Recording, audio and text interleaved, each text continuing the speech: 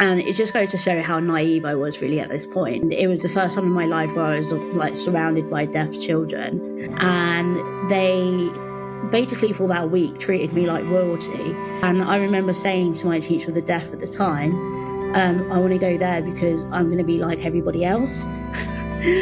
for like the first time in my life. But I didn't realise at this point just how severe my eye condition actually was, that I was actually registered blind. And it was quite... Welcome back to the Not Quite Pod. Today we've got Molly with us. Molly, do you just want to quickly introduce yourself and let everyone know a bit about yourself? Of course, yeah. So hi everyone, I'm Molly, also known as Molly Watt Talks. However, I'm no longer Molly Watt. I recently got married, so I'm now Molly Barnes, but I think ultimately I'll always be Molly Watt. Sorry, Max. I am registered deafblind due to a condition called Usher syndrome, which is the most most common cause of congenital deaf blindness. So I have a severe hearing loss and I'm registered blind, have 5 degrees remaining in one eye. And I am an accessibility and inclusive design specialist consultant. I have my own little company called Molly Watt Talks where I travel and do talks, but I also have a full-time job, which is at a web design agency where we're very human needs focused. So we do a lot of inclusive design workshops and again a lot of speaking, accessibility audits and all of that jazz. I'm a guide dog owner to Little Bells, and yeah, that's really it, I suppose. But I don't want to spend too much on that, but yeah, I'm sure we'll get more into all of that. I'm actually really looking forward to this episode because from what you've just said, there's a lot of similarities between myself and you. So we're going to dive into that later. But what if, for those who don't know you, what's your story sort of this far? Sort of what was it like growing up to where you are today? Yeah. How long have you got? So I was born in 94. I was the third child out of 4. And I was their first baby girl after 2 boys. So, of course, automatically the favourite. Joking, I was not. But I quit. Well, my mum was unsure because I wasn't responding to a lot of things. And my dad would come home from work and, hi, Mo. And I wouldn't flinch. And so my mum took us to the doctors, and my doctor turned around and said, I believe in parents' gut instinct, possibly something to do with their hearing. We'll send her for some more tests. And that was where, I was diagnosed with a severe hearing loss at 18 months old, which nowadays is quite late. Deafness is picked up pretty much at birth. But ironically, in 94, I guess due to the tech not being as good and all of that, it wasn't picked up at that point. But I passed everything with flying colours, funnily enough. And as they said, in their words, I literally had eyes in the back of my head. So like deaf people hear with their eyes is so true, like whether it be lip patterns or sign language. For me, it was lip reading. And from 18 months, I got my first pair of analog hearing aids, and because that was what was available, and paired with speech therapy. And I wasn't actually able to speak properly until I was 6 years old. So again, in hindsight, seems really late, but for a deaf child to learn how to communicate and interact and things like that through using hearing aids and, learning all these new things about the world was quite difficult, quite intense. My primary school life was very much speech therapy and one-on-one sessions with my TA, teaching assistant, just to really get that up and going. So as a result, I was held behind a year because they just felt I was also an August baby, so it didn't really make too much of a difference in terms of like age gaps and stuff. So I was held behind so I could catch up with my peers in terms of my speech and language. And then had a really happy childhood. Like I say, I was one of 4 kids. We had a very fortunate upbringing. Like we got holidays and had a really great time. And then it wasn't until the dreaded hormonal years, and not just for the hormones. I was struggling. I remember starting secondary school, and I was struggling to lip read. and I was struggling reading the board in the classroom. I was clumsier, I was experiencing lots of headaches, and it was my teacher of the deaf at the time who said, Molly, you might need reading glasses. It's not unusual for deaf people to experience such exhaustion because everything is so visual when you're a deaf person.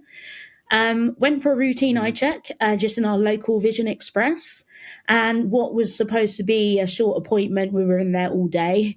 And, all these people just wanted to look at the back of my eyes. And I don't really know what was going through my head at this point because I'd already had a lot of adult attention and hospital appointments, audiology. I didn't really think much of it, really. I was quite a naive 11-year-old, 12-year-old. But they turned around and said to my parents, do you know why Molly is deaf? And they said, no, we were told it was just a technical blip. We don't have any family history in it. It is what it is. And just coincidentally, we were very lucky as well, not that we felt it, but the optician had been reading up on Usher syndrome and had said, I think there's something not quite right with the back of Molly's eyes, and I think it's linked to her deafness. So of course, alarm bells ring. My parents are in a panic. Went to lots of appointments after that. Ended up at Moorfield Eye Hospital in London, and received the diagnosis of Usher syndrome, which is the deafness and retinitis pigmentosa put together. And with retinitis pigmentosa, also known as RP, because it's a mouthful, it is a progressive blindness. So you're born sighted and then you gradually lose your peripheral vision. And the rate of progression, how much you lose, depends on the person. A lot of people we came to know within the Usher syndrome community, depending on the type you had, actually not so much depending on the type, because there's 3 different types. The progression varies massively. So there are a lot of people that do actually retain a lot of their vision for a really long time before it starts deteriorating. They might struggle with night blindness, which is one of the early signs of RP. And again, it's a really weird one because we've often sat around nowadays and thought, as a child, I really hated the dark, hated the dark. I hated school discos and Halloween and all of that jazz. But what child didn't like the dark, did like the dark, So it was didn't really think much of that. But it turns out the reason I hated it was obviously I couldn't see a bloody thing. So that kind of made sense. So at that point, so this was in 2006 when I was diagnosed with Usher syndrome, I was partially sighted, severe hearing loss. And they said the hearing shouldn't deteriorate. It should be stable with type 2. And Molly's sight shouldn't deteriorate too much until she's in her late 20s, early 30s. However, I went from being partially sighted at the age of 12 to severely sight impaired, politically correct for blind, at the age of 14. So I'm one of the unluckier ones where I lost the majority of my vision in 2 years and quite young. And dare I say, as a very hormonal teenager. So there was a lot going on. Yes. I just wanted nothing more than to be like my friends and to not stick out like a sore thumb. But clearly, quite evidently, things were changing. And the struggle was there. And I think it really struck me once my little sister, so she's 5 years younger than me, could do more than I could. And I was supposed to be the bigger sister. She could walk to school by herself and she could learn to drive and, all of these things, whereas I couldn't. And suddenly I felt useless. School was an absolute nightmare. I was, again, one of the unlucky ones, I think, with school because I went from being in secondary and mainstream. I was in mainstream right through to 14 years old. And then because my sight had deteriorated a lot, the school that I was at were struggling. And it was one of those where I would turn up to one class and I would have all of my materials adapted because I just needed larger print. Whereas I'd turn up to another class and it wasn't adapted and they would go out of the class during the class to adapt it. And then I would have homework and the classwork to do after school because I just didn't have. Wow. So it was just all this. And then obviously GCSEs was coming and all of that stress. And so my parents looked into then obviously other options for my education. We looked into a couple of different schools, one being our local all-girls school, which most of my friends from primary school actually went to, and the other one being a boarding school for deaf kids. I did a trial in both of them, and I remember going to the all-girls school and thinking, this is not a bit of me. Like, girls are so bitchy. I was like, I can't be dealing with this. Like, I really, even though ironically I knew people there, I couldn't see myself there. Whereas I did a week at this boarding school. And it just goes to show how naive I was really at this point, because I went along and it was the first time in my life where I was like surrounded by deaf children. And not that I didn't have deaf friends, I did. We did a lot of charity work and had friends here and there, but like around deaf people like all the time. And they basically for that week treated me like royalty. And there was one girl that I knew from my nursery days that went there. And I remember saying to my teacher, the deaf at the time, I want to go there because I'm going to be like everybody else for like the first time in my life. But I didn't realize at this point just how severe my eye condition actually was, that I was actually registered blind, and, you know, it was quite severe. My parents fought for me to get into this school. That was a whole other like story, because the system is just ridiculous. And they were like, oh no, Molly's not deaf enough, so she can't come here, which is, what is that about? So my mum, fondly known as Rottweiler Jane, doesn't take no for an answer. So love that. I love her dearly, but yes, I do fondly call her Rottweiler Jane. She's not a fan of it, but, you know, terms of endearment. So she wouldn't take no for an answer, because this is what I wanted, and we really felt that this was going to be the school that could support me, because they had also said to us, oh yes, we have plenty of experience of kids with Usher syndrome, which of course, where we were feeling so vulnerable and like desperate, really, because things weren't working out and things were changing really quickly, and I wanted my education, and my parents fought for me and wanted the best for me, we really thought this was the place to be, you know. It's 40 minutes away, obviously a boarding school, but only 40 minutes away, so I could alternate between boarding and being a day pupil. But I went along and I wanted to be like everybody else on board. And I went there thinking it was the right thing. But to be honest, again, in hindsight, they basically sold it to us because it was all about the dinero. Because not only was I a deaf student going to this school, I had another disability, which meant my local authority were basically paying double for me to go. So it was all about just having me there for that reason, not so much because they had the experience, and because they didn't, because as soon as I started, things went to shit. Like, it was not great at all.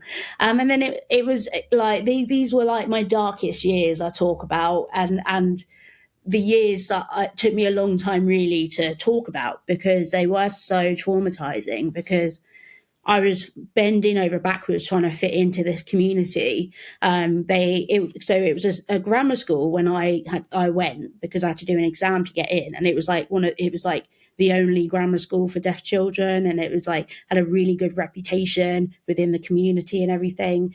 And in the classrooms, it's oral, so you have to speak. Whereas outside the classroom, everyone switched off their voices, and you just hear hands flapping, like it just. Which I did not know any sign language when I started, which immediately excluded me. And, you know, they would say to me, you're a sad excuse of a deaf person if you don't know sign language, and what are you doing here? And, you know, immediately after I started, I was kind of being pushed out because I wasn't like them. So I bent over backwards learning this sign language for them, because for me to understand sign language was virtually impossible. I mean, I would have to stand back so that they would fit into my window of vision and scan to read sign language, or I'd ask them to speak back, or just move their lips so I could lip read, so I'd focus on their lips. And that was exhausting. Like, it was so tiring. So I had daily headaches, eye strain, just trying to fit in with them. And then I think the icing on the cake was when at 15, my parents and the eye consortium insisted really that I should have a cane mobility training because, being registered blind and that. And I reluctantly did it. I hated it, had this cane, but it was always in my bag. Like, mum would make sure it was in my bag, but I would never take it out and use it. I'd be covered in black and blue bruises, because I was like, absolutely not. I want to be like everybody else. I'm fine. I'm not blind. I was just classic denial, honestly. And then the next step with my parents and me is they said to me, if you're not going to use your cane, and if you want to be independent, you're going to have to consider like a guide dog, or a guide or something like this. And me being me, wanted obviously to be independent and to have a life, and and I remember like mum and dad took me to these guide dog charity events, and they were great. I mean, who doesn't love a guide dog, and who doesn't love a dog? You look at them, you're like, oh, they're so adorable. Very true. But I was never like, oh yeah, I really want one. But they, inadvertently, someone came round from guide dogs and they did this whole assessment that was like, yes, Molly, you would be eligible for a guide dog based on your sight loss and your lifestyle, like for you to get out and about safely, etc. And I was really like, no, like, and then they said to me, look, Molly, you could be on the list for 3 years. It's a really long list anyway. But if you don't put your name on the list, you could be waiting longer and you might really feel that you need one. And that is exactly what convinced me, because I was like, oh yeah, 3 years. I'll be ready in 3 years. Put my name on the list. It'll get everyone to shut up. So went on the list. Happy days. Everyone shut up for a while. And then 6 months later, guide dogs called my mum because I was only 16. And it was on hands-free in the car. So I could tell that it wasn't necessarily supposed to be for me in the car, but they were like, oh Jane, my mum, we've really exciting news, we've actually found a match for Molly. And I remember just my heart sinking, because I was like, if it's supposed to be 3 years, why has it come now? So it was, and they were like, yeah, her name is Eunice, which I was like, what kind of name is that? It's an old Sorry, woman's. I have to say, when you first said it, I thought you said her name was Unit, and I was like, what a great name for a dog. Piece of property, little unit. Yeah. I just imagine this like really butch dog. Yeah, no, but I mean, Eunice isn't much better. I just thought of it being a little old lady's name. Like, I was like, oh, okay, interesting. And so obviously I was in the car, and mum's like, oh, that's really exciting. Because mum and dad were so excited, because they're like, this is great. Like, this is exactly what Molly needs. And whereas I was like, what? Like, this isn't for me, surely. And then they came round with Uni, and Uni was a beautiful black lab retriever, skinny little lanky thing. And I obviously loved her, and I felt I had no choice, really. I was like, well, this is how it's going to be, I guess. And she gets taken in, then you have to do this like residential training as a first time owner, and being only 16 at this point. So myself and another girl who, funnily enough, you may have come across on social media, Hannah, who's Blind Mum versus the World. She's got albinism. And she was 14 at the time. So she was the youngest in the UK at this point to have a guide dog. But her and I both went on this residential training. So this is when I first got to know Hannah. She had her guide dog Rory, and I had Eunice. And our parents stayed with us, obviously us still being kids.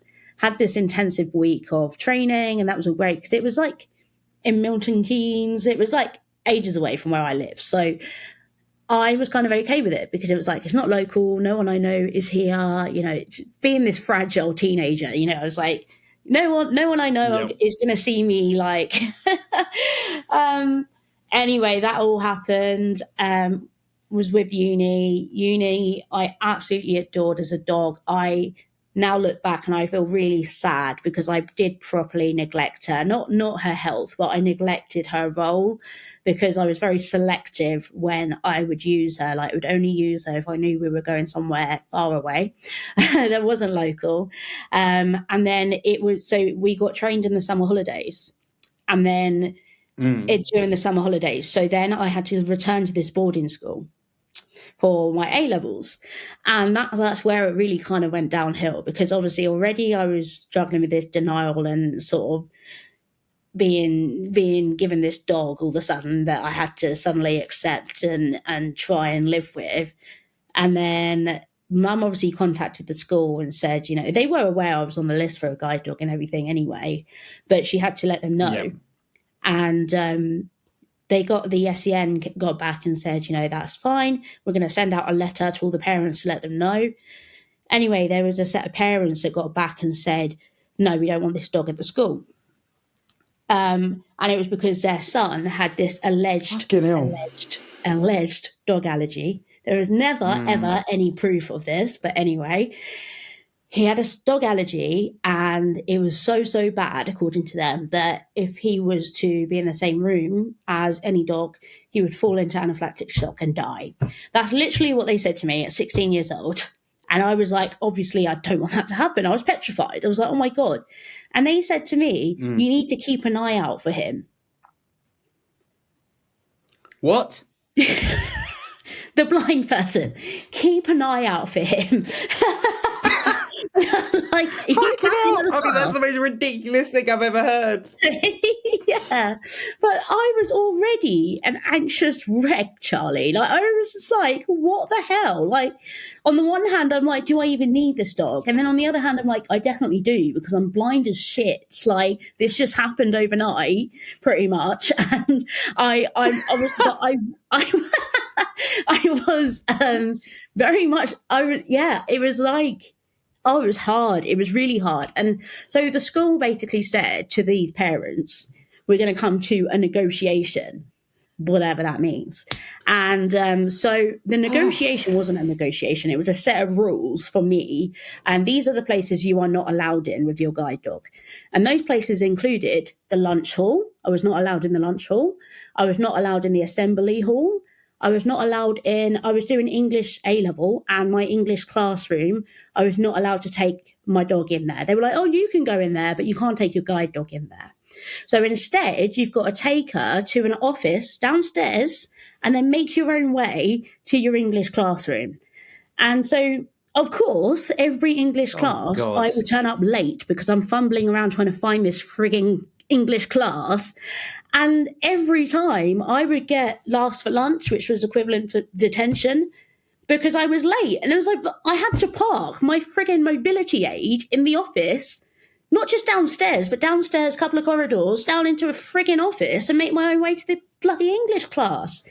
And the thing is, I tell it now, sort of like joking about it, but at the time, I was bloody traumatized, I tell you. So lunchtime was an interesting one. I had my own room to eat my lunch in, and it was like a little isolation room, right? Had a door with a tiny little window like this. And but no, it was okay because I was allowed to take a friend with me. That's all right, isn't it? I hate that fucking rule. That was the rule they always gave me when the lifts broke. They were like, oh, the lifts have been broke for 6 months, but you can take a friend upstairs. And I'm like, that's great, because everyone loves eating in the English classroom. Ridiculous, honestly. So honestly, like I say, I think because I've come a long way from all this, but like that experience crushed me. It really crushed me because the kids were not support. There was 2 people at this school that I genuinely called my best friends, and I thought they were my best friends, and they were actually quite supportive. I remember one time I was in biology, and yes, the dog was allowed in this room, but at this school, because it was a school for the deaf, all of the desks were horse shape. So the teacher would be in the middle, and then it'd be horse shape, and there was only about 10 maximum per class because it was like a specialist deaf school, and we all had this like big headphone technology to hear the teacher with. Anyway, so they would often be in the middle, and then they'd have the whiteboard behind them. And we were doing a biology mock exam or something, and we were going through like a test paper, which they just put up on the whiteboard, and I couldn't read it. Now, the only thing they had to do was print out whatever they were going to be putting on the board. So whether it be a PowerPoint or, you know, whatever, they would just have to print it out. So I had it on the desk, so it was here and I could access it. This teacher, for whatever reason, every single time would never do this. And I put my hand up and I said, you know, can you please zoom in? Because there was literally on this thing, there was like a plus thing where you could just zoom in. And she was like, no, I'm not going to do that because that's going to ruin the diagrams. And so I was like, and I remembered I just felt so defeated. I was just like, right, okay, so you just, So me being rebellious, now this is rebellious for me, okay.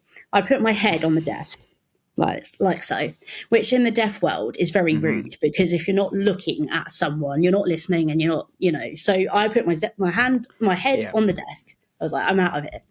And then the teacher was like, Molly, you need to be listening. You're not looking at me. And I was like, well, as you know, I am blind. I can't see what's on your board. You won't zoom it in. You know, and then she just was huffing and puffing. And one of the friends that as I mentioned, she was my best friend, sort of piped up and was supporting me and was like, well, all you need to do is zoom in. It won't ruin your diagrams. You know, Molly just wants to be like everyone else in the classroom. And the teacher went, well, she's not like everyone else in the classroom because she can't read the board like everybody else in the classroom. And I literally stood up, chair went flying, papers were everywhere. It's like, fuck this. Obviously, didn't say that. I was goody two shoes, grabbed my dog and I stormed out. And I'm on the phone to Mum, like, come and get me. I want to go home. But yeah, the teachers were not supportive at all. Obviously, like I say, my English teacher would always just give me a detention for coming up late without my guide dog. And then it really all built up on me because it got to a point, because I was in sixth forms and the sixth form block was like sort of down a hill from the rest of the campus. And come like this time of year where it's dark at 4:00 and obviously it's boarding school, getting from sixth form campus to the lunch hall, and it was a really old building. I had to climb up a hill, up some like cobblestones and a staircase to get to where we could have dinner. And of course I wasn't allowed to take uni. So I would say to my friends, can you help me get there? Because I'm fully blind in the dark. Like, can you help me get there? Oh, but you were fine earlier. Well, yes, because I can see a bit I just can't see in the dark. Oh my God. So then my friends were kind of like backing off, and I was just like, so I ended up not eating. You know, I was really struggling academically, confidence completely crushed. I made the call twice to guide dogs to hand Uni back, because I really thought that she was the problem and she was the reason that, you know, I just felt like a huge burden. And I just remember, because I absolutely adored Uni, I loved her because she was my best little friend. But I made this call twice to hand her back, and I was just crying. And I had a good relationship with my mobility instructor, and she talked me out of it, basically. And we tried to get guide dogs to come into the school to help them understand that actually there are things we can do for dog allergies. We can put things through Uni's coat so she doesn't molt as much. We can do this, we can do that. But the parents never wanted to come into the school to listen. They never wanted to sit down and negotiate, like as agreed. They were just like, no, don't want to hear it. Don't want the dog there. And then it was just several things. Like, I remember going through this corridor and I'm with Eunice, and a guy in my year said, oh my God, Molly, you realise you just brushed past? I was like, oh my God, did I? Oh my God. And I was like panicking. I was like, shit. Like, and then I went home that day, and my friend went to go and check on him, and he was fine. Like, he was absolutely fine. And then more and more started coming out. So there's a lot to this. It's a very loaded story, as you can tell. But it started coming out because it was a boarding school. teachers would bring their dogs to the school, because our day would start at 7:30 and not finish till 6, because we'd have after school prep time, which was homework, and then dinner. So we had homework time with our teachers, and so they would bring their dogs to the school, and this boy was seen walking their dogs. Yet I was in isolation. What the fuck? Yeah, honestly, it was bad, Charlie. It was bad. It went to court for discrimination, and we failed because they had a fancy barrister, and we had someone from RNOB representing us, and they ignored everything that we had picture proof, we had this, we had that, we had a note from my doctor saying that the worst kind of dog allergy you can have is equivalent to hay fever symptoms. So all he would have needed to do was take a couple of antihistamine. But no, they were telling me he was going to die and that it would be my fault. And so, right, so this is, I'm getting to the end, don't worry. But I one day was really, really fed up. And like I say, I was goody two shoes, right? I just wanted to blend in. I just wanted to do well, and I just wanted friends and all of this. So I tried really, really hard, but it really got on top of me. And I remember I said to someone, I can't remember, I was like, I'm going to go into the lunch hall today. And they were like, what? And I said, yeah, I'm going in today. So I went to the lunch hall with Eunice, and I opened the door, blind as a bat, shouldn't say that, but blind. But I could feel everyone's eyes on me, right? I was like, shit, what have I done here? But I was like, no, you know what? Because we were in sixth form as well, we got to go in for lunch 15 minutes earlier than everybody else. So in actual fact, I could have been done before he would go in, because he was in the year below, not in sixth form. But their argument there was, no, if you were to do that, we would have to empty the whole hall and have it all fumigated, like whatever, cleaned before he could re-enter. Yet I could brush past him in a corridor and he was fine. And there's no doubt lots of other places that me and Uni had been that he had been, and he was fine. But anyway, so this day I went into Blount Hall. I remember I was shaking like a leaf, like picked up my lunch, sat down right at the end of the hall, big hall as well, massive hall. Sat down, and funnily enough, again, my peers were actually really supportive and would come over and be like, well done, Molly, like, good on you, blah, blah, blah. And I'm just like, I didn't even eat, I was so like, and then I got up 10 minutes later and I like branched out, like, just wanted to make a point. And then there was this room called the quiet room that I spent a lot of my time in. I used to just hibernate in there because it was a room I was actually allowed in and had a couple of sofas. And I used to just sit in there like a real loner with my dog. And but it was funny because everyone knew that was where to find me. All of a sudden, all these people were coming into the room, quiet room, and saying, oh my God, Molly, headmaster's coming to find you. And I was like, all right. So he stormed in. It's quite funny because he like my height, so he was quite a small man. I'm only 5'0". And he stormed in and he's raging. He was like, you, my office now. And I was like, okay, am I allowed to bring Eunice? Little sass on it. Anyway, so I went along to his office and sat down, and he was this close to my face with his little finger, and he's saying, if you ever step into the lunch hall again with your dog, I will stop you attending this school. You put a student's life at risk today, blah, blah, blah, like all of this. And I'm there like trembling. And I said, but I was in there for 10 minutes. He wasn't there. I asked people, made sure he wasn't there. I was like, no, you're not supposed to be in there. Da, da, da, da. And that was, I went home and I never went back. And that's when it all went to court and it was awful. But very long story there. But it properly traumatized me because I really felt I was being refused from, this entire school, refused from society. When it all went to court, none of the friends were my friends anymore. They all cut me off. They all set up Facebook groups against me and shared statuses because it got around the community that I was trying to close down the school. And you probably come across the deaf community, they're a very strong knit community. So as soon as as soon as word got around that I was, against them, quotation marks, share this status if you agree, like Molly this, Molly that, I was completely shunned by all of them.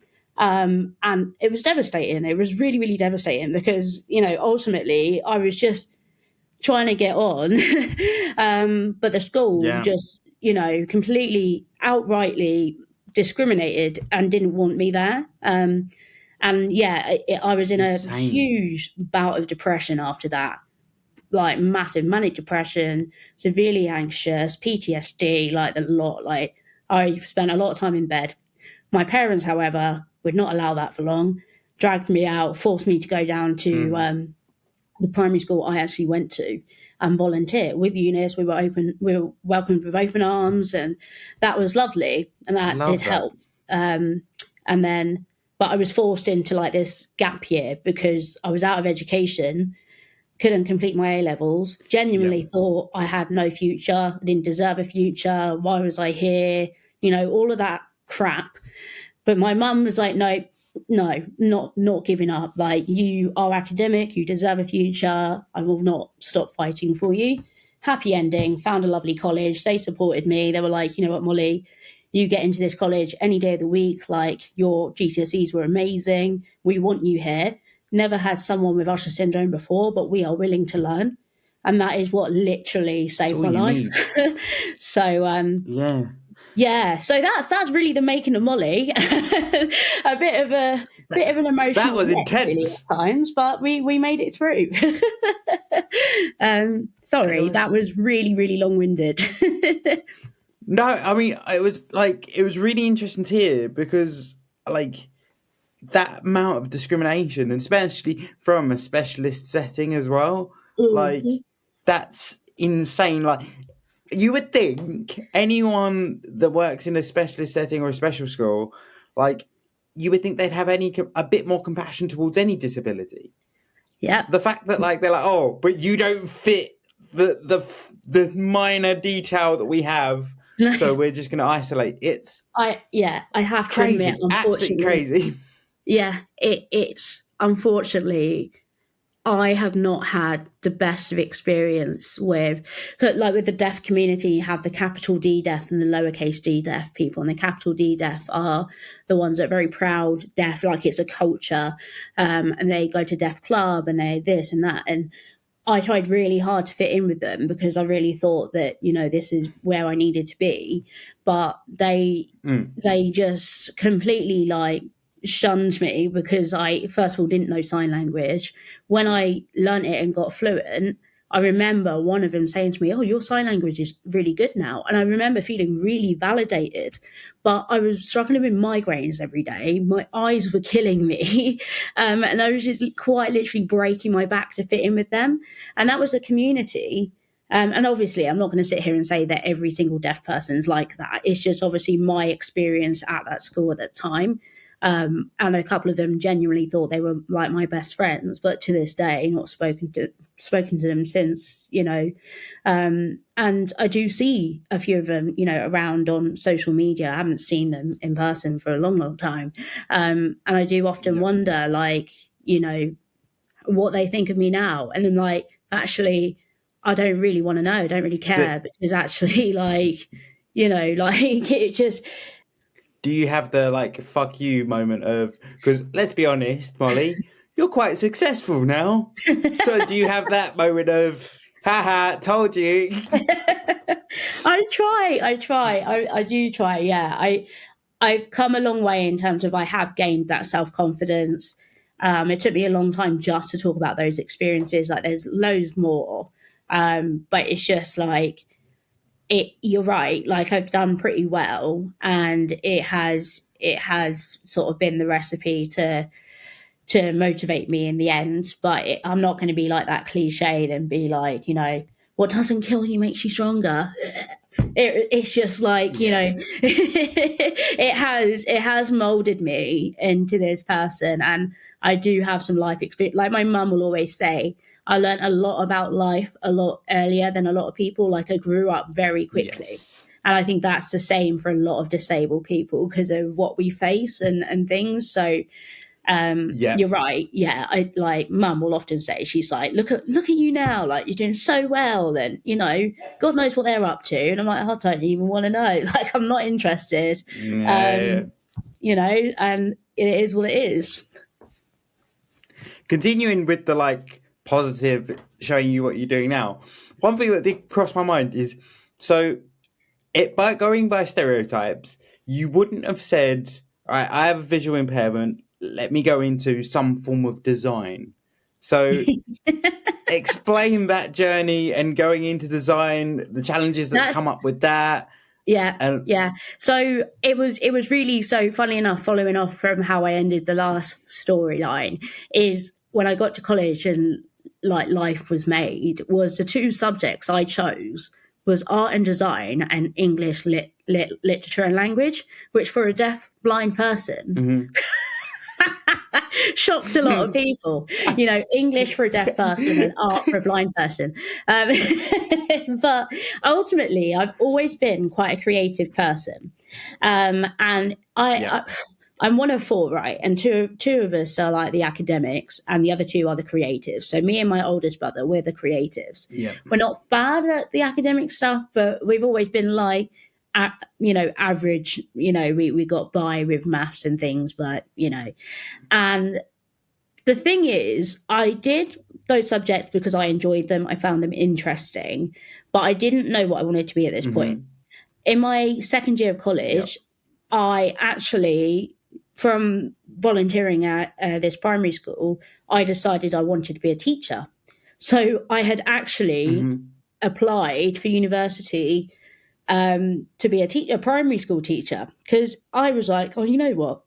Primary school days, they were the good days. They were good fun. And actually being a teacher, and with primary school, you have one classroom, one set of kids, with secondary, different classes, different kids, and not to mention, like, they're all like teenager shitheads. Like, I don't think I could. I'd be far too sensitive for that. Like, the slightest insult, I'd be crying. So it was like, I like the idea of being in primary school, and also to influence them, like, like positively, like in terms of like diversity, for them to see like a teacher that is deafblind but is a teacher, and for them to get used to that, kind of inclusion from a young age. So ironically, that was actually the career path I was going towards. But I really could not access, for the life of me, UCAS. So at college, what they did is they employed a I don't know really what they called her, but I called her my PA, so my personal assistant. So she basically was my note taker. She liaised with all my lecturers. So she got together all the material, digitized them, emailed them to me ahead of time. And she was in like all the classes. And what was great about her was that she was fresh out of uni. So she looked like a student. So it didn't look like I was the person that had an adult helper with me, she was another student in the class, but she was actually there to be my note taker. So that worked out really well. And what happened then with UCAS is she basically helped me fill it out. But I remember thinking, this is a real pain in the arse. Like, university is supposed to be the ultimate independent experience. And here I am asking for help applying for bloody university because I can't access it. Like, what's that about? That was crap. And then also, the year that I applied to be a teacher was when they changed things around with the skills test. I don't know if you've heard of. So to be a teacher, alongside obviously your standard qualifications and your A levels and all of that jazz, you had to do skills tests, which involved maths, English, and something else, can't remember.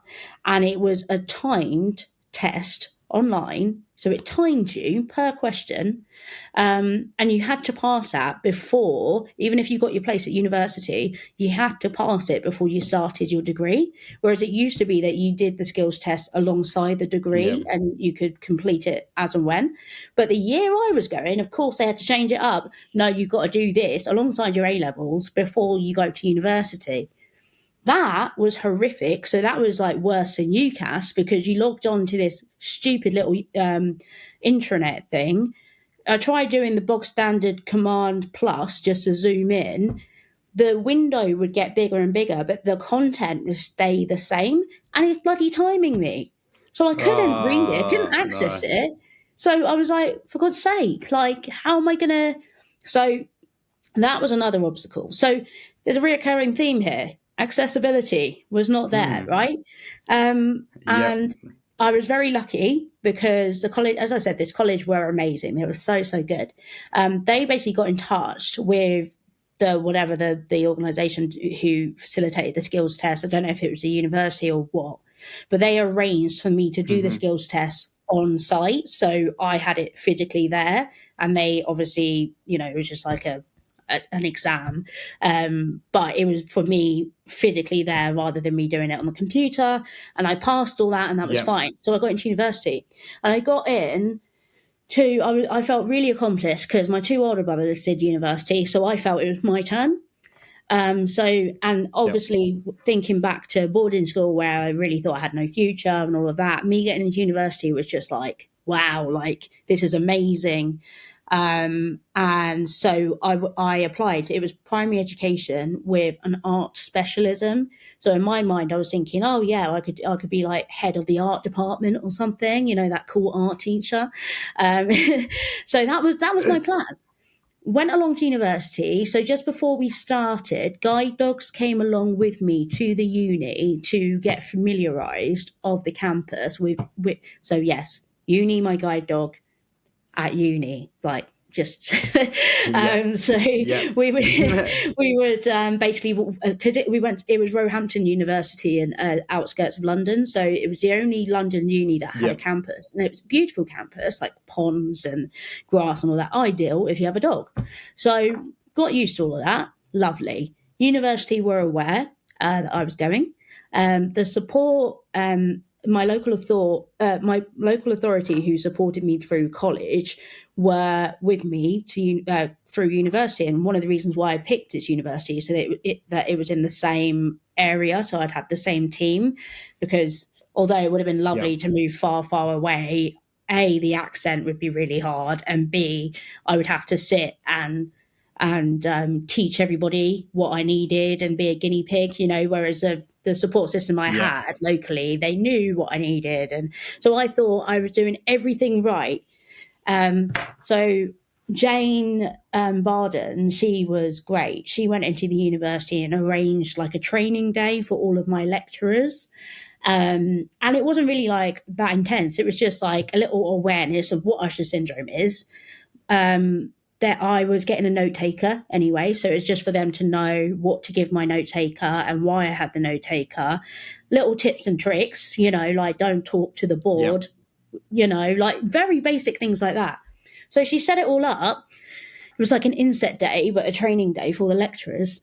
None of them turned up. Oh. None of the lecturers turned up.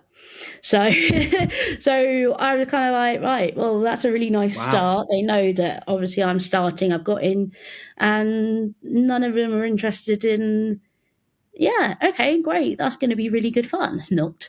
I went along, obviously, and I think the writing was on the wall there, to be honest, because again, like it was kind of flashbacks to university. It wasn't as brutal as boarding school, but lecturers were sort of like, well, how are you going to be a teacher if you can't hear and see?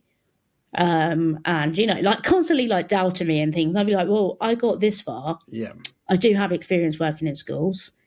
If I say I can, then I can. Like, I don't need you to doubt me. Yeah. Then it was placement, and then it was one of the staff members saying to me, oh, Molly, it's going to be really hard finding you a placement, after they'd told everybody else, we're really happy that you've all found your placements and, wish you all the best of luck. But for me, he pulled me to the side and said, it's been really hard trying to find you one. And I'd applied for Key Stage 2 because I was like, with Key Stage 2 from like year 3 to year 6, they have their own desks. They're not going to be like sat on the carpet where I'll trample and kill them, because I'd rather not do that.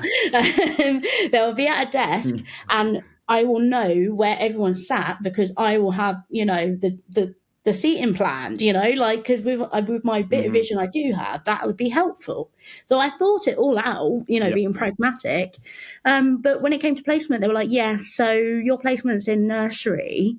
And I was like, that's not the course that I've applied for. Like, I don't want placement in a nursery. And all due respect, you don't need a degree to work in frigging nursery. Like, why is that?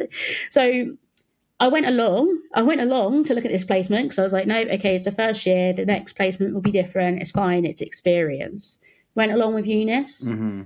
They said to me, right, we'll show you the classroom and we'll show you the outside area because obviously you'll be working with children that will be outside a lot more than inside because of gross motor skills and things like that. And I was like, yeah, okay, cool. And they said, we can't have the dog in the classroom. And I was like, right. It's like deja vu, do you know what I mean? And I was like, right. Yeah. And they said, yeah, she can go in the office down the hall. And I said, can I ask why? And she said, oh, because, and I was like, well, can I, like, in my experience, children are a lot better with guide dogs than adults. Like, if you say to children, you mustn't say hello to the guide dog unless you ask the adult and, all of that. They listen. They're very good. And obviously at the school that I had worked in, they were very good. It's adults that are often worse. They're like, oh, I know I shouldn't, but she's so beautiful, and distract the dog. I said, I could do a little talk with them. I could educate them. Like, it would be a really good thing for them to learn. And they were like, no. And then the icing on the cake was when they took us outside and they said, so just so you know, if hypothetically speaking, you were outside with the children and Eunice was in the office and the fire alarm was to go off, you wouldn't be allowed back in the building to get your dog. And I was like, okay, well, whoever's in the office, I give them permission to pick up her lead and take her out the building. Oh, no, we can't promise that. The children are our priority. And I was like, right, so you're telling me hypothetically that if the building was going up in flames, you would leave my guide dog inside? Is that what you're saying? And I shortly withdrew from university after that. Yeah, I understand that. And that is when I started my blog, and I was blogging about tech. I don't really know, because I've always used tech. It was my mum that was like, you should blog about your experiences and how you use tech to help your life. And that's where I got experience through doing talks and things like that. And obviously we set up the Molly Watt Trust in the meantime as well, promoting technology, supporting other people with Usher syndrome. And then I got invited, I think just naturally got invited to a lot of tech, digital, healthcare, design, and like nerdy conferences because people were interested. And then the company I work for now, they invited me to do a talk at one of their, they had the Camp Digital. It's like an annual like conference they do in Manchester. And they asked me to be the closing keynote. And that was just before actually I did my Apple Watch blog. So it was when the first Apple Watch came out, and I did a blog. And I think because it was the first positive review of the Apple Watch, and it was from the perspective of a deafblind person relying on it for independence and accessibility, that blog went viral.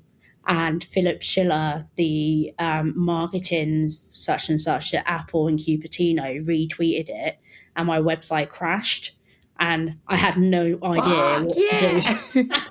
I was like, oh no, what's going on? My mum and dad were like, wow, this is so cool. And I'm like, my website's crashed, what's going on? The world is coming to an end. But ironically, that's where all these jobs and working with tech companies came from. And then this company, Next to Digital, that I now work at, I got some design training from them, but ultimately I'm an accessibility specialist, but I work within the design team, and user experience is at the core, like the human centered side of things. So fucking love this story. This is awesome. It's a lot. Like, It's a it's lot, just, isn't it? It's a lot. I I did just say, love how the long fact, have you like, got? I just love the fact that, like, the beginning is just complete. I'm gonna just say it's a complete clusterfuck, Yeah, and yeah, then all of a sudden you're like working in the tech space. Apple's involved. It's all going on. It's yeah, insane. yeah. I mean, I'm also geeking slightly because I'm quite a big tech head myself. So I'm sat Yeah. there going, "This is awesome." It is. It is. It is great. It really did. It really did just happen. That's the thing. Like, it's really strange because when people Yeah. do ask me that question, I'm like, it's really hard. Like, because blogging is ultimately where it started, and because of what I Hmm. was blogging about and because it was tech. And I don't think I even realized just how impactful tech was really until coming into this space and, learning a lot about user needs in general. It has been, excuse the pun, very eye opening. So I,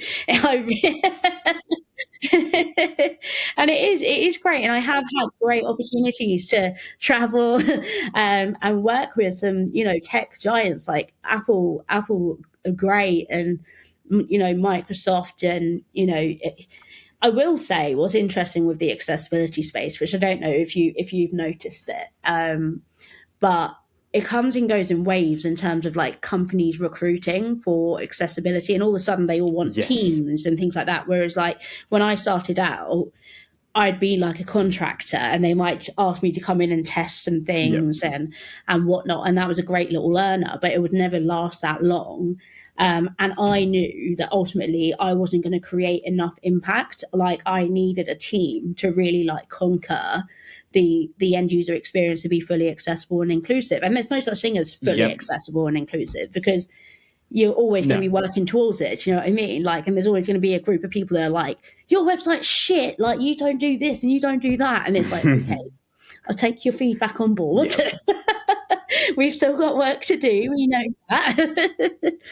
So It yeah, also comes back to the fact of, like, when it comes to accessibility and inclusion, a lot of accessibility for other people's needs actually conflicts with yes, what other people need. So you never get a perfect no, match because it's all a bit of yeah. a mismatch. Yeah, and that's always an interesting topic. Like when you talk about universal design and things like that. Like, I always use the example of the blister pavements. Like, they're often helpful, Yeah. obviously, from a tactile Oh, perspective for blind people, but for wheelchair, yeah. yeah, if you've got like spinal injuries Jesus or Christ, I hate them.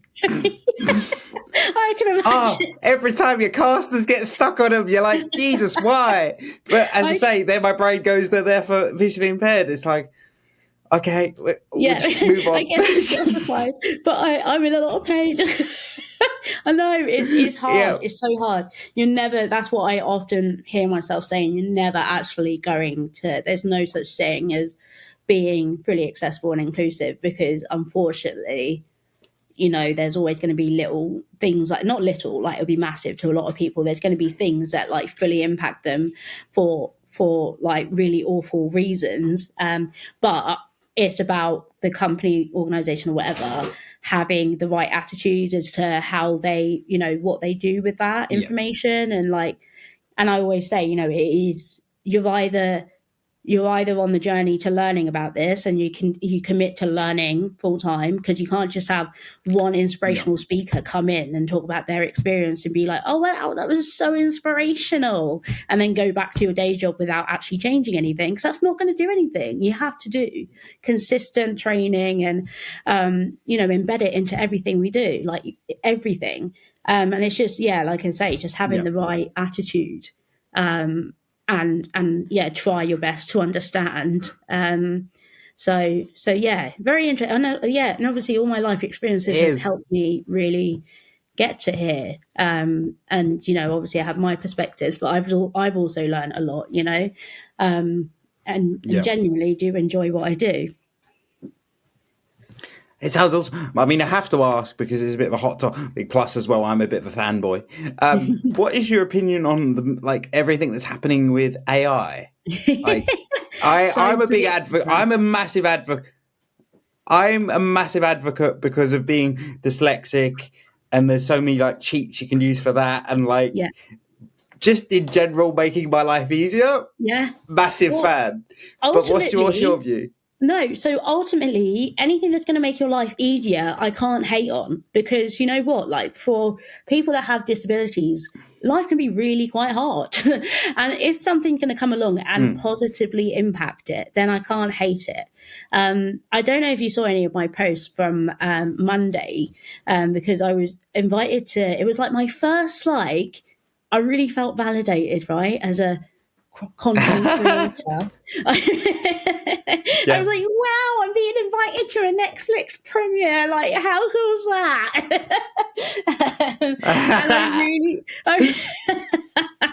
And I was really excited about all of that.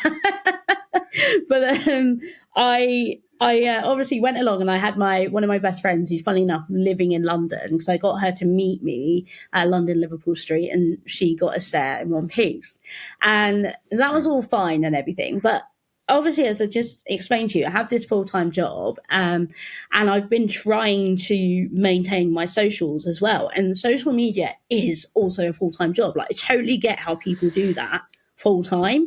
And what I've noticed as well, a lot, not to hate on them, but a lot of particularly blind creators have someone who helps them. So they will caption them, they will, edit and put them stories on, answer questions, things like this. I'm doing it all myself, albeit I have tried very hard to train my husband, who conveniently I'll get Gina to give him room. lessons. Yeah, I've tried. I'm like, Max, do you realise what we could do with social media? I could be the next Molly Burke. You are a Burke. I'm not. What a response. But no, I'm just like, it would be so cool. Like, we'd get some really cool opportunities if we're consistent with it, and with this and with that. There was a point to this, by the way. So anyway, so obviously I come along and I'm like, this is really cool, but like, obviously just trying to get to grips with the situation, being obviously a deafblind person. I'm aware there's people there, but I don't know who's there. Going for this screening, amazing, by the way, All the Light We Cannot See, it's out today, so I do recommend. And then afterwards, I don't know what it was, voices were distorting, the walls were closing in on me, didn't know if I needed to be sick or if I was going to pass out. Like, it was horrible. And it actually reminded me a lot of a panic attack.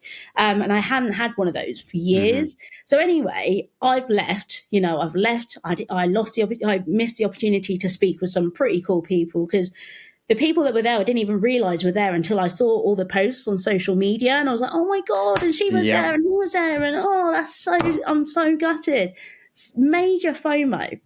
Anyway, I posted about it, obviously, because I was kind of like, I want people to know that I was disappointed I couldn't stay and chat, and I want them to know that I was there, and I would really like to be invited again, But a contact of mine who is in the tech industry, he's like a health futurist kind of guy, like really interesting character. Yeah. He commented, and he was talking about AI, and he was like, with AI coming, like, you could have like AI like facilitating like posts and social, like keeping your social media presence and things for you and things like that. And I was like, what?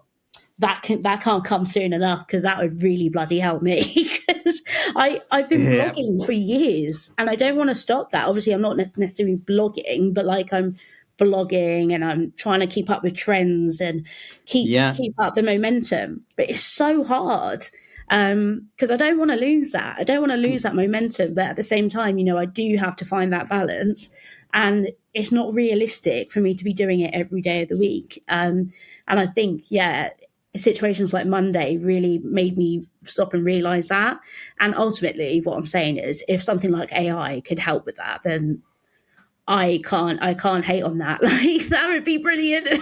I completely agree. And the thing is as well, like, our views on this are really similar, because mine and your situation are very similar, of like, both have day jobs, both run social media. I run the podcast as well. This week, particularly, as I said at the beginning of the podcast, it's been a very challenging week with some personal stuff going on and some stuff going on in the day job. That is a perfect storm for fucking chaos when it comes to mental health, Yeah. fucking keeping up with like extracurricular, aka NQPC activities, Yeah. and keeping just a straight head. And at Yeah. times, you just got to let something slip. Yeah. And I think it's always hard because I think everyone that sees people on socials goes, "Oh, that's just what they do all the time." And actually, I'm like, no, if I did social media all the time at the moment because of how small I am, I would be flat out broke. Yeah. So I do need another job to Yeah. like help me out in the meantime. That's Me it. That's also it. subscribe, but Yeah. Yeah. While we're on it. Yeah, yeah, it's so hard. It's so hard. I had never been in full-time employment until this year, which is really weird to think of because we obviously university was a flop. And then yep, I mean, I really wanted to earn money. Funny enough, like 16 years old, all my friends were working. And I, again, don't know if you saw the post, but I tried working in various places. I worked in a pub when I got to 18. Don't ask. Also worked in a nightclub. Don't ask. what? This is where, like, my best friend, who I just mentioned, was working in our local nightclub that we went to every student night, every weekend, because what else do you do at 18? And Yeah, my friend was like, "Oh yeah, you could do it easy. It's fine. Like it very well. And she was right. Like it was very familiar. So got me in working there as the bloody shot girl." with a tray of that shots. is great.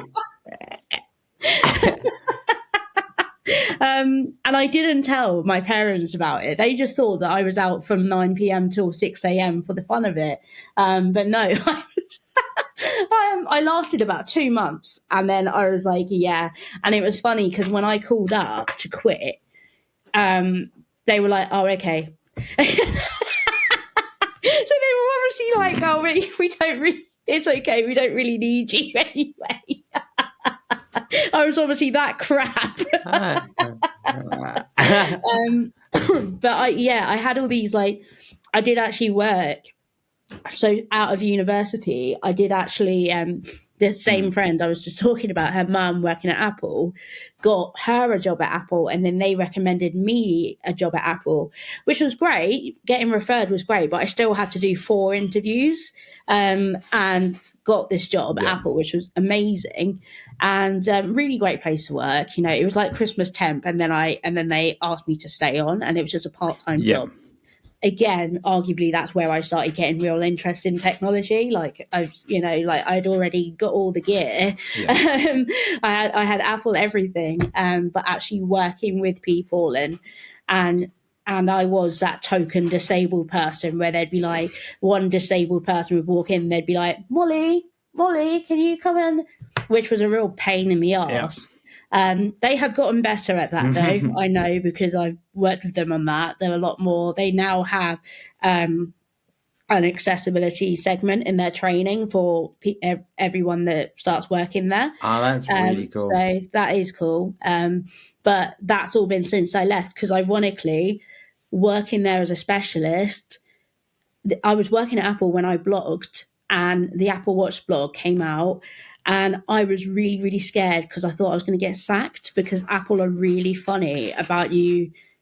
Like, as soon as you left the store, you had to cover up your Apple. You weren't allowed to publicly be like, I work at Apple. They're really funny about it. Yeah, And obviously, if you work part time, you're not allowed to work with other tech companies and things like that. So, as much as I loved, excuse me, working at Apple, I'd left university, I upped my hours, but then this was where with the blog and the inquiries I was getting, and Apple Cupertino did reach out and say, about my blog and everything, obviously retweeting it. And I gained some contacts and they said to me, if should you ever want to come to Cupertino, let us know. So my parents were like, can't miss wow. that opportunity. We'll fly you out there. And Yeah, I was like, okay. So I remember, so this was 2014.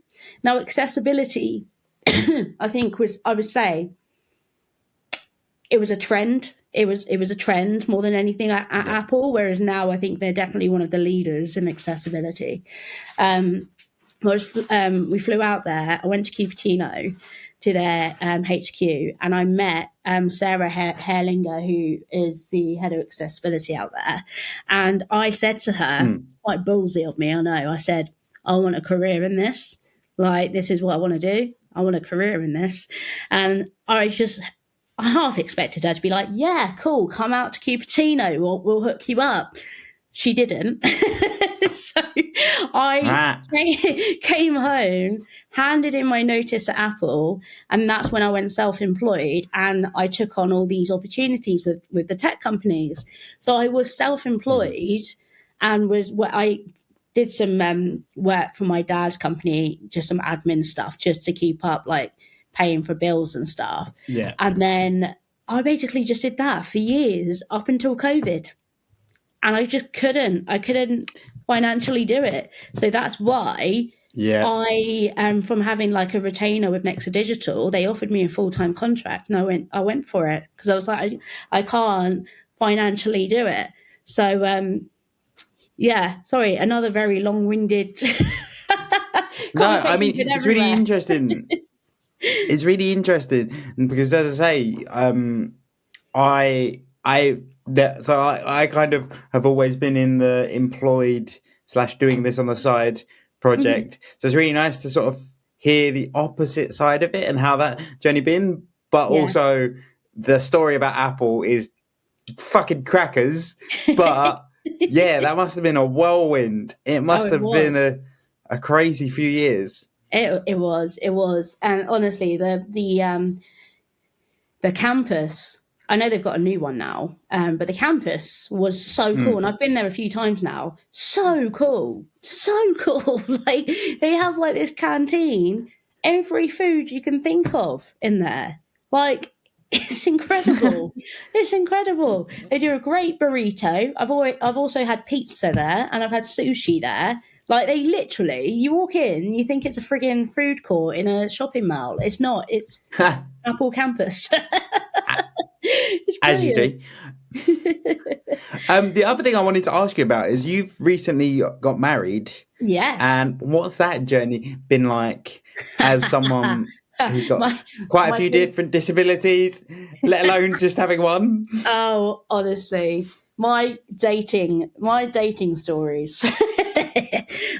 Here we go. Here you go. Brace yourself. I mean, I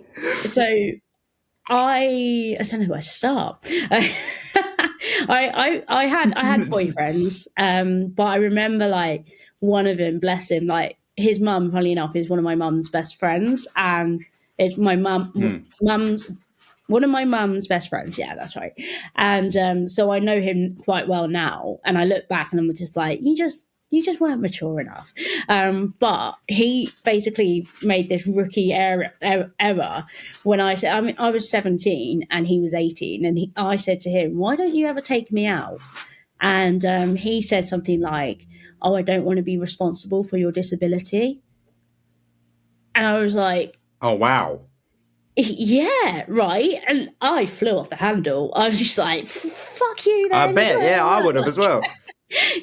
So he was out, and he definitely regretted it, like 100%, because then I turned 18 and all the boys were after me. I mean, can you blame them?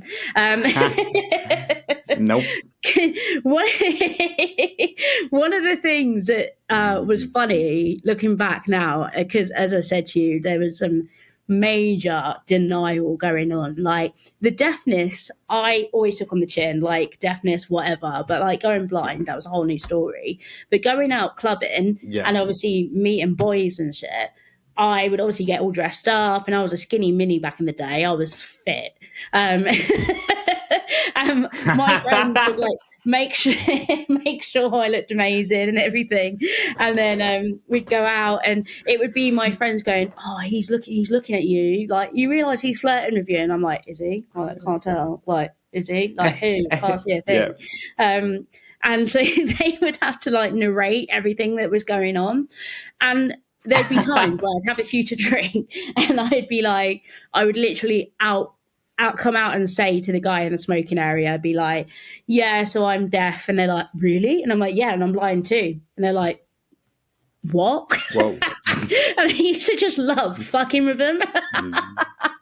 Yeah, I do the same. I was like, no, I do. I have a guide dog at home. And they're like, nah, you're shitting me. And I'm like, no, her name's Eunice. And yeah, she's my guide. Like, and I'm showing them pictures. And they're like, no, what? I'm just like, yeah. Oh, but how come you're out clubbing? Sorry, my bad. What a question. Yeah, my bad. Apparently, I'm not supposed to be clubbing because I have a disability. No. Right. Like, although I do stand by that. Why does every nightclub have stairs? Why? Like, you guys are intoxicated anyway. Why don't we just stick to heels? Like, I hear you there. Yeah, absolutely ridiculous. So I did. I did, and then there were a couple that would still be interested after I just threw like bombshells in their faces, and then there was the one other serious relationship I had, who I was with on and off for about 4 years. And I remember I really treasured that relationship because I remember walking down the street with Eunice in harness and holding his hand on the other side.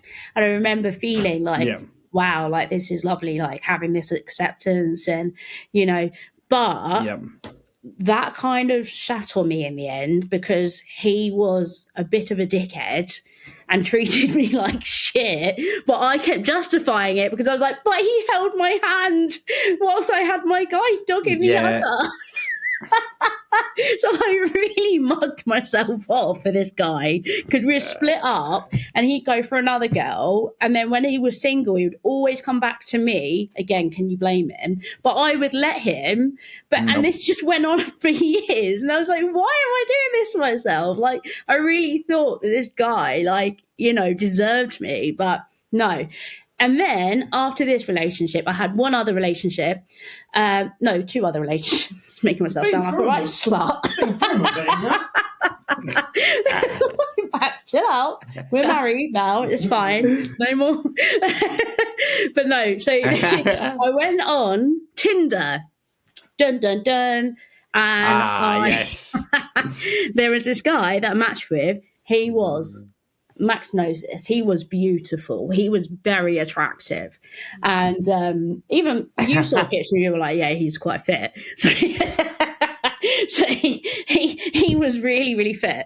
Anyway, so as you can imagine, the thoughts crossed my head because it's like, online dating. Of course, I can put all the sexy selfies and pictures and get all the matches, but then it's like, by the way, I'm deafblind, have a guide dog, and and that's just the way cookie crumbles, isn't it? There's always going to be boys that's going to be like, actually, no, that's not a bit of me or whatever.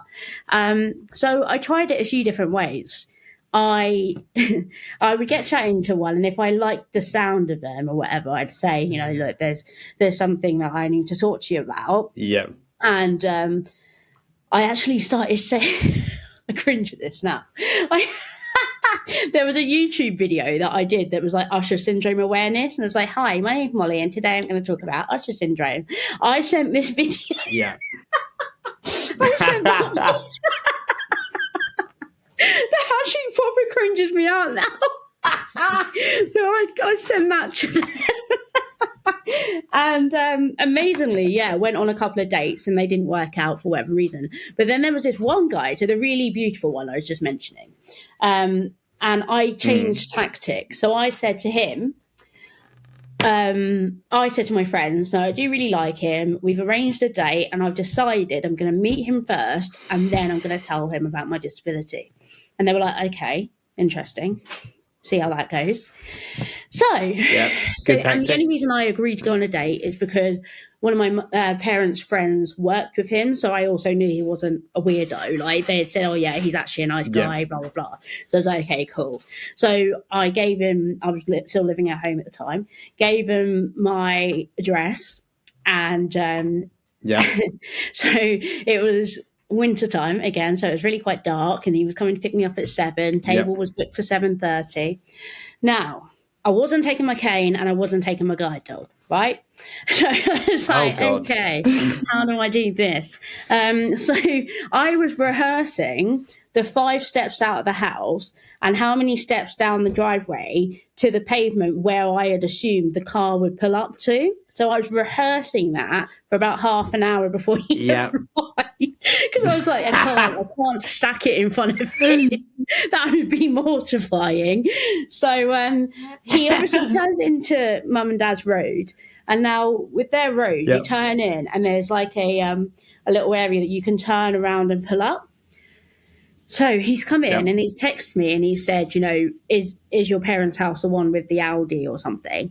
And I said, yes. And he said, okay, cool, I'm outside. So I come out, do my whole thing, walking down the driveway, you know, walk around the car, open the door, sit down. I've only bloody sat on his lap because he had turned around. I didn't know. He had gone down the road, turned around, pulled up. I thought it was so I sat on his frigging lap, hadn't even said hello to the guy, and my arse met his face. And I was like, great. Lucky lad. I mean, there's worse ways to be introduced. I then quickly ran around and I sat in the car and I was like, how's that for a first impression? Mortified. And what makes it worse was my mum was watching from the frigging window and she was messaging, she was texting, pissing herself. And I was like, oh God, this is fucking awful. I was absolutely mortified. So we're sat in this car and I'm thinking, right, okay, it can only get better. And we get to this pub that he'd parked at. And so next challenge, I'm thinking, right, I've got to get through this car park to the door. Is there going to be any steps? You know, still don't want to stack it, blah, blah, blah. So what I decided was I would follow him. So he was walking in front of me and I was following, watching his feet. So I was just watching his feet. So where he stepped, I stepped. So if there was a step up in, I was doing a step up in. So it was very hard work. But I did not fall over, which was the main thing. And then we get to our table, chattering away. And then he says to me, you know, he started asking me because I had told him that I do charity work. And he said to me, you know, tell me more about your charity work. And I was like, right.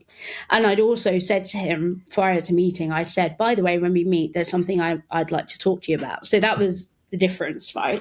So when he asked about the charity work, I said, right, this is where I need to tell you about the thing that I need to talk to you about. And he was like, okay. And I don't know, at this point, I'm thinking this guy probably thinks I'm about to tell him that I have 3 kids at home or something. I what is he thinking? It was like, so I said, you know, so the charity work is, you know, is a charity that my family set up a while ago for people that have my condition.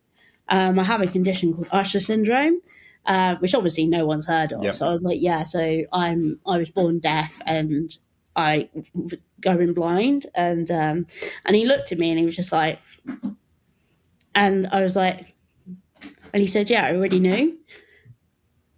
And I was like, what? And he said, well, I Googled you. So I was like, of course you fucking did.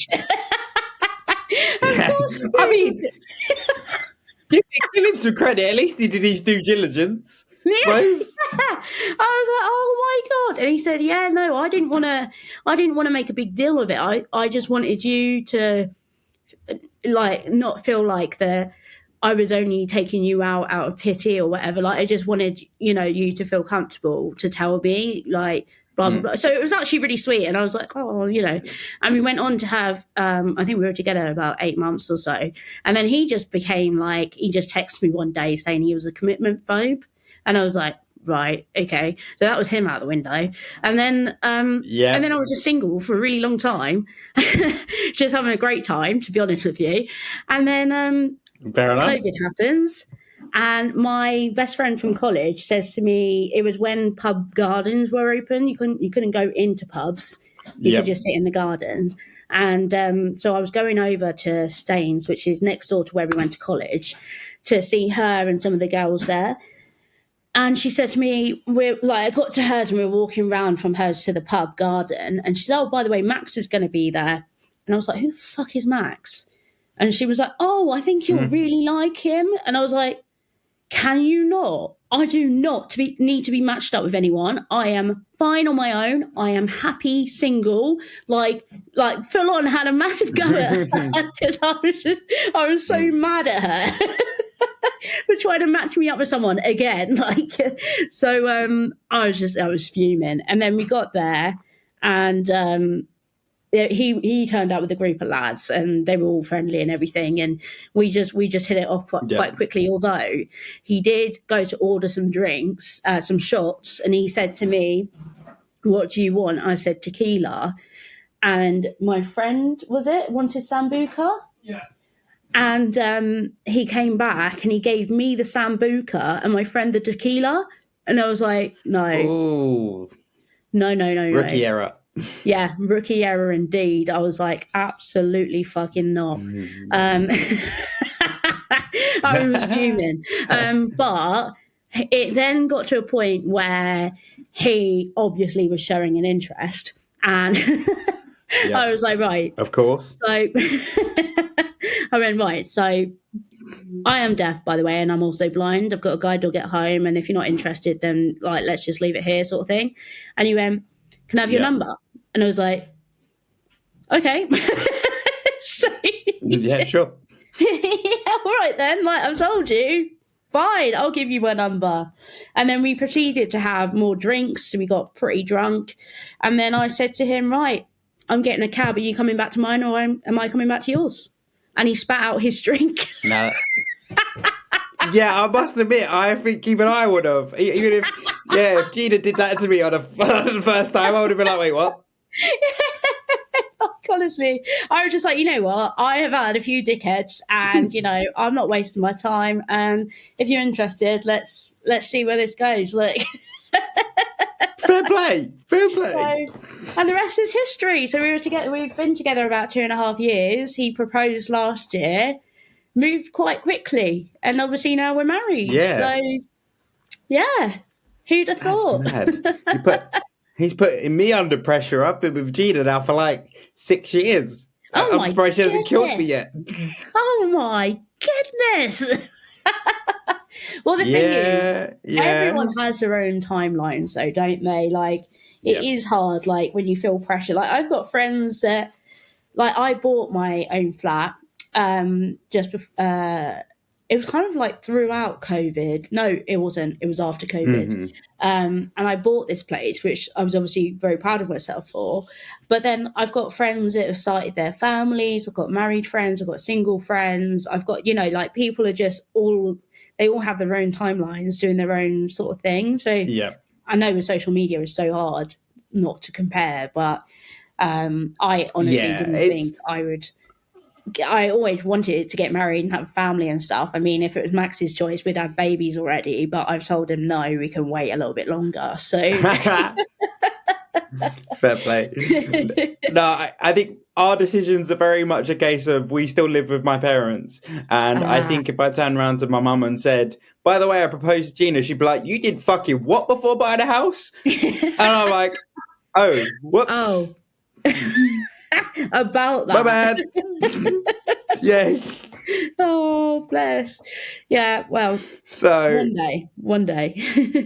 One day. But what was the wedding? I can imagine planning. I mean, I know because my sister's just got married herself. Mm-hmm.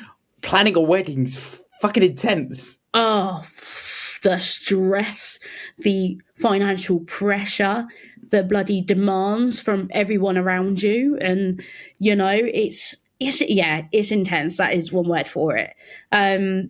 Yeah, and that was one thing that I obviously posted on my socials. I was like, I'm doing my best to try and make it an accessible wedding, because Yeah. I've been to a couple of weddings. I haven't been to a lot of weddings, to be honest with you, but there have been venues that have been quite shocking for accessibility, and acoustics have been shocking. And like my brother got married 5 years ago now, which was a beautiful wedding in a barn, and I did initially think, because I'm going to be Mrs. Barnes, we should get married in a barn. But the the acoustics in Harry and Laura's, my brother and sister-in-law's wedding, was shocking. So when it came to speeches and everyone was laughing, I had no fucking idea what they were saying. So Yeah. for my own wedding, I would quite like to hear the speeches, So Yeah. so my priority, Max was quite easygoing, was to go for a venue that wasn't massive, wasn't tiny, but like quite intimate. So the ceilings were lower. Yep. And we actually ended up going for a venue that I knew quite well because the family had been going there for a long time. So I was Yep. familiar, which I think really helped. And I obviously had many conversations with them about accessibility because a couple of my guests, Claire also has Usher syndrome, and we had invited Lynn, who was blind, but also my nephew Casper is autistic. So, and my Yep. granddad is in a wheelchair. So, like, there was just like a combination of things that I wanted to consider. Like, I knew that it'd be impossible to make it perfect, but I just wanted to make considerations. Yep. So, for Casper, because he's only 3 and he's non-verbal and he does get quite anxious, I made sure that where he was sitting was by a place where he had plenty of room to run and do what he needed to do if he got anxious, because he likes running Yep. outside. My granddad, he was sat right by accessible toilets. We also made sure, because he was staying, most people were staying at the venue as well, which was helpful. Like the rooms at the venue was more accessible. So we made sure granddad was in the accessible ground floor room. Yep. We made sure there were steps and things. So we made sure that there was lighting, appropriate lighting that was around steps so that people could see where Yep. steps were. What else? We did, like, when it got to cake cutting and things like that, the lights were dimmed down a little bit more. We never went to pitch black because I was like, absolutely not, can't do that, can't see a thing. I would like to be able to see at my wedding. We had no candles, absolutely hate candles. They kill my eyes. So yeah, it's just all of those like little things that I was considering, because I was like, yeah, I want it to be comfortable. Yeah. And what was nice was that there were like a few like breakout rooms where you could kind of go out and have your own space. So I made a little a sign for some of the kids so they could go and make cards and stuff like outside if they found the music overwhelming or whatever. So yeah, I think it worked out really well. We had no complaints anyway. So Yeah. I and mean, it was a perfect day. It really was. it's such an intense process. As I say, my sister just gone it through it herself, and I was sort of a byproduct standing by watching. And even as one of those, I was like, fucking hell, there's a lot going on and a lot to consider, and So also a lot much. of a headache. It's so Yeah. much. Also It's a doesn't. lot, and it's a lot more expensive than people realise as well. Yep. I also spoke with, so I had a photographer. Funnily enough, I worked with him at Apple, so he was really good. And they sort of say to you, are there any considerations to make for some of the guests and stuff, like if they don't want to be photographed or whatever. So speaking to Yeah. him, I said, just so you know, my cousin, nephew is autistic, and can often get stressed and stuff. So I sort of said, for those family photos, it may well be that you just get us like just natural photos with Casper, like playing with him, rather than like Yep. us standing and smiling. Like Casper's not likely to do that. So Yep. yeah, so like my priority was really just about the experience for everybody, but obviously ultimately, like for me and Max to enjoy it. I'd say it, like a lot of people would say, Sorry, a lot of people would say, "Oh, are you excited?" And I'm like, "No, I'm just fucking stressed. Like, I'm so stressed." Yeah, yeah. Yeah, I can imagine. Like I say, going through it with my sister. So my sister got married abroad.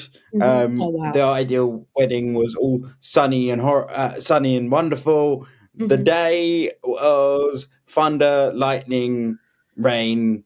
It Oh was all going on. So you can imagine, bless her, my sister's like steam coming out of her ears. Didn't know no. what was going. It was a lovely day in the end. We spun it Oh round, bless. but bless her, she was mortified, flying all these people to Spain, thinking, "Oh, it's gonna be nice and Oh sunny, great no. photos." And it was, and when I say torrential, it was torrential Oh rain. Like no. literally, I got to the venue, and I was in a light grey suit, like all the groomsmen. Yeah. But for some reason, my dad had sent me in a cab or like a shuttle bus with my Yeah. elderly aunt and uncle that have Right. never put together their wheelchair in their lives. And Dad's gone, yeah, go in with Sandy and Gordon, and I'm like, fine. Literally, as we're halfway there, the heavens have opened, Oh no. and my uncle Gordon's trying to get the wheelchair together. When we get there, I've got to the point where like, Gordon, you ain't got a clue. Bring the stuff to me. I will put it together. But I got into the venue and I looked like a drowned rat and I was all in dark grey. Yeah. It was horrible. And then one of our friends spent the next hour and a half before the actual wedding drying me off of a hairdryer. That would have taken long. Yeah, that would have taken. And it was probably one of those really shitty hair dryers that just smells like burnt hair. Like, Yeah, yeah. So oh no, oh bless. I've, although living vicariously through my sister, I do feel your pain, and I watched it and went. Both me and Gina, to be fair, we both looked at it and went, do we want that? I don't know. Should we just throw a big party instead? Yeah, yeah, well, that's it. That's what a lot of people say. And to be fair, I always did. I was like, yeah, we'll probably just have like a low key, like registry office thing and then have a massive fuck off party. But then it kind of didn't turn for me personally. So my granddad, he's just elderly to be honest, but hasn't had a great Mm, year, and I was really panicking. And to be honest, we could have done with waiting because, like I say, we got engaged last year and got married this year, whereas most people, maybe a couple of years. I didn't want a long engagement either, to be fair, but we could have done with another year's saving, but I yeah, didn't want a yeah, long engagement. I wanted to make sure my granddad would make it. Which sounds really negative, but it wasn't looking great for him for a while. But it was so lovely to have him there. Not only was he there, he was in such good form. Like my brother and his wife were yeah, like, "We can't believe it. Like the last time we saw him, like it wasn't looking good. It really wasn't looking good. yeah, But yeah, he was in such good form, and I was like, you know what? Yeah, like I think I did a lot of things because I wanted to make sure he was there and he could experience it. And I was very, very close to my granddad. I was very close to my nan before she passed away. So my priority was just like I think just having this wedding day and having him there and the pictures and all of that. So it's weird because you always think you kind of know what you would have and how you'd picture it. It's like choosing your wedding dress. I would never have predicted I was wearing a bloody black wedding dress. Like that came out of yeah, nowhere. But I absolutely loved it. And my bridesmaids were gutted because I said to them, "Nope, you're not coming with me to try on dresses. I'm just taking my mum and my future mother-in-law. That is it." And they were like, "What? Why aren't you taking us?" And I was like, "Nope, you can wait for the dress reveal." And I had no idea I was going to go for a black one. I just tried it on a whim and loved it. And then it was really hard keeping it a secret from everyone. I was like, oh my God, this is really hard I can work. imagine. um, Yeah, but no, I it couldn't can. have gone any better. It was the best day for us. And now one of my best friends is getting married in a couple of years. So I'll be really interested to see how they do things and how it will probably be completely different to what we've done. And, and that's the beauty of it, isn't it? Like everyone would just do something Yeah, different. to suit It's very them. personal to them, I suppose. It's very personal, very, very personal. Yeah, definitely. I mean, on that note, to be fair, my wedding will be very different to my sister's wedding. My sister's very airy fairy pink pastel. I'm very dark colours, black, maroons. Yeah, Like gothic. it's gonna be Yeah, very different. yeah, Yeah, not even yeah. gothic. Like I wouldn't even class mine gothic. I would No, just class mine as but ginger I hear you. friendly.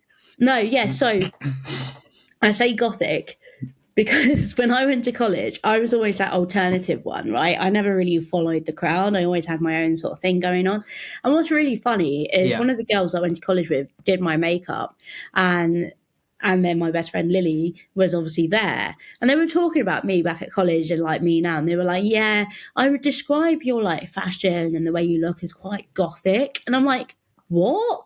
I don't really wear black, says the girl wearing a black jumper. But no, I don't really wear black. Like, I don't wear black. Like, and they were like, no, we don't mean that you wear black, but you do opt for like things that are dark, and you do, Yep. you know, like you might have a pop of Yep. color here and there, like you're colorful, but you're not. No, I didn't understand it. I was like, what? They were like, yeah, you always wore your Doc Martens, and you know, sometimes a Yep. beanie and this and that. And I was like, is that gothic? Is it? And then obviously I go ahead and wear a black dress for my wedding. So, you know, whatever you There's your call answer. it. I'm the same. Like my mum always says to me, my mum and my sister, my mum and my sister. The reason why I'm using those examples is because Gina has known me, has known me for what I wear anyway. So it's, Yeah. so different. But my mum and my sister are always like, you just wear sludge coloured stuff. That is your colour palette. And I'm like, not sure how I feel about that. Yeah, that sounds lovely. Sounds lovely. Yeah. No, it's strange, Oh isn't it? I dear. mean, like I say, I've never been one to follow trends or anything like that. And even with my hair and things, like go through all my profile Yeah. pictures on Facebook, I look different in all of it, you know. And as soon as the wedding was done, last night I went and chopped all my hair off, so I've now got short hair again, which I'm loving. And I've also joining your crew because I've got a red head. Lovely. Yeah, I was going to Great that. say. Welcome to the group. Yeah. Funny enough, I went red like the year I got engaged, and then I just grew out my natural brown hair for the wedding because I was like, oh, it's more authentically me. But then I was like, this is so boring. Mm-hmm. Like, what? I need to spice it up again. So back to red it is. No, it's like that's the thing. Like I think everyone when you grow up, everyone doesn't like the gingers, but then when people get older, they all want to be ginger. Oh, it's weird, isn't it? It's My basically oldest what brother is happens. my oldest brother is ginger, and yeah, he got bullied for it and stuff. And it's weird. And then you got Ed Sheeran and Prince Harry, and then all of a sudden it's like really cool, and everyone wants to be redhead. Like really strange how that all works. And in fact, like in my natural hair is like a mousy brown, but there are pictures of me as a kid Yeah, where mum's like, yeah, you did have like a reddish tinge in your hair. And even when I dye my hair brown, often in different lights, it looks reddish. Like it always just leans towards the red yeah. side. And I'm like, I don't hate that. I love that. It's like I don't really, you know, I've always liked just being a little bit different. But, you know, it is, yeah. It's weird. It is weird. I mean, we get it all the time. Like, be me and Gina both being ginger. The amount of times we get assumed that we're brother and sister, and that my sister's Oh, my girlfriend because my sister's blonde, and it's a whole thing. And yeah, it's all a bit strange. oh God, yeah. Oh no. God. Yeah, it's not good. It's not good. And on that note, I'm conscious on time, so I'm going to hit Yes, you with the on that last lovely question, note. which is what. Yeah. I'm going to Oh hit you with wow. the last question, which is what's one piece of politically correctness that you really strongly agree with or disagree with? It doesn't have to be disability related. Silence. I'm really trying to think because I am a very strongly opinionated person, right? So I'm like, I need to say Here we something go. really good. What can I say? What can I say? I think there's a big one for me is like when people pity you because you have a disability, or they say because Yep. I'm doing something like good, they're like almost like, oh, well done you, like you managed to do that, like even with all your challenges, you're doing such a good job. Yeah. You know, I couldn't do it if I was you. Absolutely not, because you're not me. But I just think like with some people, and I say this with the greatest of respect because I don't have a filter a lot of the time, but some people genuinely need to think before they say things, and like not to talk to us thinking disability first, like just think of me as Molly and like treat me as Molly and not Yep. as deafblind Molly or Usher syndrome Molly or the girl with the hearing aids or the girl with the guide dog. Like, you know, I am a person. And you know, when reflecting on obviously the experiences I've talked to you about today with school and everything, I guess I would just say, like, I know that albeit there's been a lot that's happened since and I've come a long, long way, one thing I have learned is, you know, that we took the school to court and we lost, mainly because of money. And nowadays, I wouldn't say it's gotten much better in terms of like discrimination and stuff because society have still got a long way to go. Like, you know, it's all well and good saying, "Oh yes, Yep. we've done this for someone, and so therefore it's been a really good experience. You know, we've now got brownie points." That's not that's not, you know, like something that's, you Yeah. know. Yeah. So I think it's politically, I think there's still a long way to go for people with Yes. disability, like society and people with disabilities, because there's things that we treat as our normal. And, you know, when people say to me, oh, well, how did you do that? And I'm like, well, I just did. Like, that's how I did it. Like, we're born Yeah. strategists. That's what we are. Born strategists. We do Yes. it, we Yes, get we it are. done, you know, and we don't want to be called inspiring for it. That's one thing. Yes, that's one thing. Yeah. I'm not an I completely inspiring agree. It's person. that. Yeah. It's it's that mentality of like, oh wow, you're having but out buying a pint of milk, and it's like, yep. Yeah, I don't know what I you're. like milk. I don't know. Or like we said before, the whole thing of you're out clubbing. Like the amount of times I'm like, they're like, oh wow, you're out with your friends having a drink, and I'm like, yep. I don't know what you expect me to do. I know. Mind you, I really rate your post when you're at, is it the Cozy Club or something? Where's that? Yeah, the Cozy Club. That was in. They're dotted around in a few different places, but that one's in Birmingham City Centre. Is that where you live? Are you in Birmingham? No, no, no, no. I'm a southerner. You're a, I I live was just going to outside say, I don't hear London. a Brummie in you. Uh, no, it's Gina that's the Brummie, not me. So Gina's from Ah. Birmingham, grew up in Birmingham, and now lives with us here in Kent. Oh, you're Yeah, no, Kent. but we're up there all the time, seeing family and seeing friends and stuff. So yeah. Yeah, got you. Yeah. No, because when you posted that, I was coincidentally in Birmingham that week and I hadn't been to Birmingham for about Ah, 6 or 7 years. Yeah, I was like, oh, typical. Oh, quite fancy that. yeah. um, but yeah, no, Kent, yeah, cool. When I say that I live in Maidenhead, everyone assumes Maidstone, and I'm like, not to be confused with No, Maidstone. I'm not in Kent. I'm no. Maidenhead. Yeah. Am um, I right in thinking it's more like I'm testing my geography now? It's more like Surrey way, It's not far from like Surrey. So Reading, Max is that from area. Surrey because he's in Staines. Yeah, From Maidenhead is Maidenhead, Windsor, Staines, and then yeah, you're kind of yeah, Staines, Kingston, Richmond, London. But yeah, yeah, Maidenhead, yeah, we have yeah, we're not far from Windsor. We're not far from High Wycombe. We're not far from Reading. Reading's yeah. like a 12-minute train ride. We're in Berkshire, so Berkshire next door to Surrey. Very boring little town called Maidenhead. But